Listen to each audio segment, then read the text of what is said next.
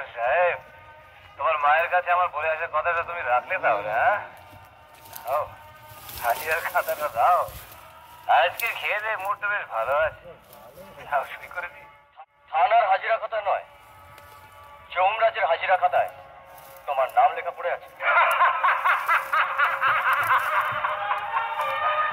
আরে এখান থেকে আমি স্পষ্ট দেখতে পাচ্ছি ওই খাতায় আজকের দিনে একটা নাম কম রয়েছে। শুনেই দেখেনি, আজকেও পড়ে যাবে। আর আমার দায়িত্ব হচ্ছে তোমাকে ওখানে পৌঁছে দেওয়া।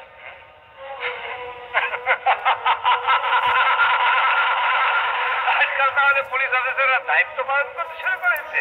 Very good. সম্রাট, আমি তোমাকে শেষবারের মতন বলছি, গাড়িতে ওঠো। তোমার ক্ষমতা থাকে তো গ্রেফতার করো।